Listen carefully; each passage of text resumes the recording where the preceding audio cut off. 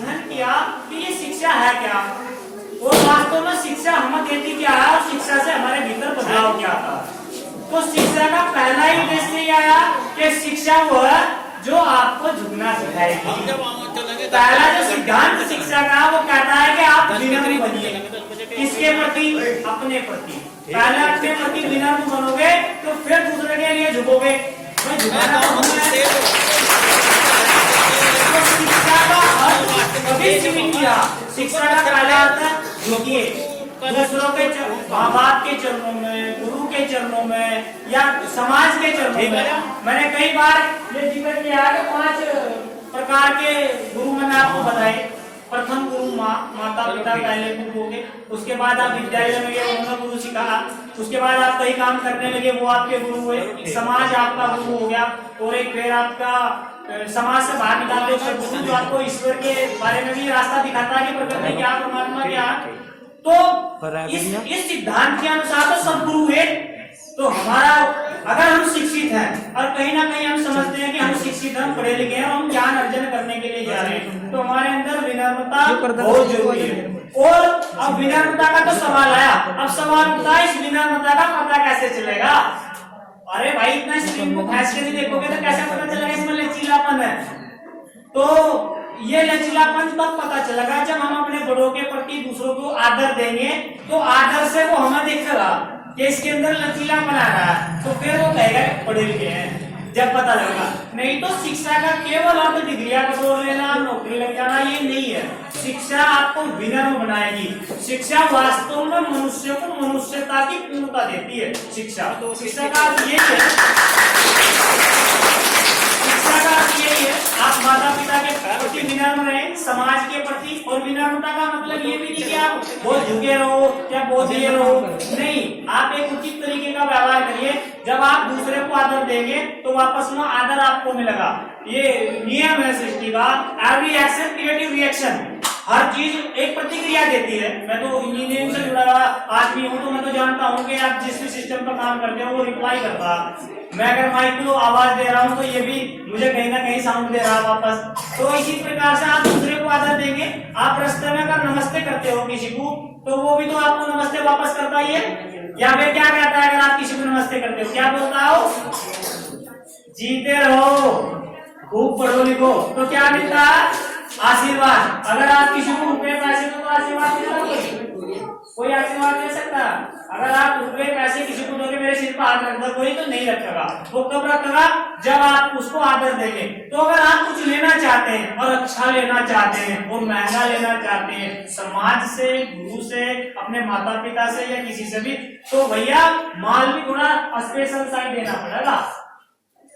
भाई अगर आप घास काटने की मशीन में आपको बरसी लगा रहे हो, गाँव के बच्चे हैं सब, तो बरसी तो निकलेगी सामने, घुस तो निकले सर आप। तो जैसा आप इनपुट दोगे ऐसा ही आउटपुट निकलेगा। जैसा मैं अच्छा बोलूंगा ऐसा ही आउटपुट मुझे सुनाई देगा। तो आप समाज को, गुरु को, माता पिता को जैसा आदर देते हैं वो आपको मिलेगा। और आप जब बड़े होंगे तो वो कहेंगे कितना अच्छा बच्चा है। तो मेरे इस संस्करण के बाद शायद आपके मन में और परिवर्तन आया हो, तो आप सब जो है जब भी यहाँ से जाएंगे तो सबको नमस्ते करेंगे। आप प्रश्न उठता है, मैंने ये तो आपको बता दिया कि आप नमस्ते करेंगे तो आपका आदर होगा और शिक्षा के महत्व का पता चलेगा। अब एक दूसरा भी साइंटिफिक अप्रोच मेरे पास है कि किसी को नमस्ते करने से या किसी को आदर करने से हमें मिलता क्या है। हम मनुष्य हैं और मनुष्य का स्वभाव लाभ और हानि का है। मनुष्य की जो नजर है वो लाभ और हानि पर रहती है। कोई काम बहुत लगा, मुझे क्या फायदा होगा? तो मनुष्य का स्वभाव लाभ और हानि का है। तो इसका जवाब भी पुस्तकें देती हैं, ज्ञान देता है कि लाभ और हानि क्या हो। तो हम किसी को नमस्ते करेंगे, आदर देंगे तो क्या लाभ होगा? जब हम किसी को आदर देंगे तो एक पॉजिटिव अप्रोच, जिसे कहते हैं सकारात्मक भावना, उस व्यक्ति के अंदर मेरे प्रति उत्पन्न होगी।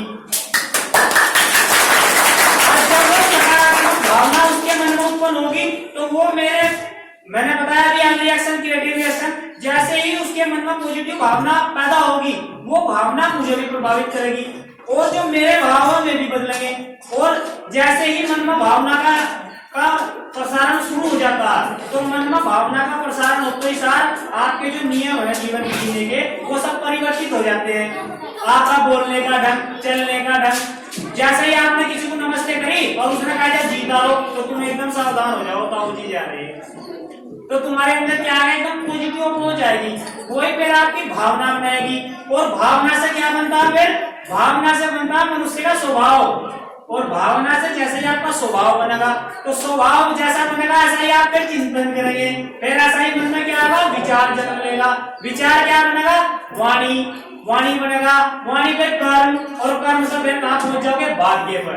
तो ये सीधा रास्ता वहां से स्टार्ट होता है और आपके भाग्य तक जाता है। तो हम ये सोच लें कि केवल किताबों की काली पीली भाषा पढ़ने से हम शिक्षित हो जाएंगे, हम जीवन में कुछ ऊंचा हासिल कर लेंगे, तो ये सिर्फ एक बयान है, क्योंकि हमें ऊपर ले जाने के लिए बहुत सी चीजों की आवश्यकता होती है। ये ऊपर लैंटर डला हुआ है, तो इसमें क्या केवल ईंटों का योगदान है, क्या सीमेंट का, क्या रेत का, क्या बजरी का, क्या उस व्यक्ति का नहीं जिसने ये चीना, क्या उस व्यक्ति का नहीं जिसने इसे बनाया, क्या उस व्यक्ति का नहीं कि जो ऊपर काम कर रहा था करके, तो किस किस का योगदान क्यों है? क्या मौसम का योगदान नहीं था कि हम लैंटर डाले थे बारिश नहीं आ रही थी? क्या ईश्वर का योगदान नहीं था कि सूर्य निकल रहा था, लैंटर सूख रहा था? तो एक किसी भी चीज को प्रकृति में तैयार करने के लिए बहुत चीजों का योगदान होता है। ऐसे ही आपके जीवन को ऊपर ले जाने के लिए, उन्नत बनाने के लिए केवल एक दिन दुनिया की शिक्षा, 4 अक्षर काले पढ़ लिए हमने पढ़ा लिखा होगा, शिक्षा का कभी ये अर्थ नहीं। शिक्षा का अर्थ है, शिक्षा आपको सभ्य बनाएगी, शालीन बनाएगी, विनम्र बनाएगी, और स्वतः ही आपके भीतर से गुण निकल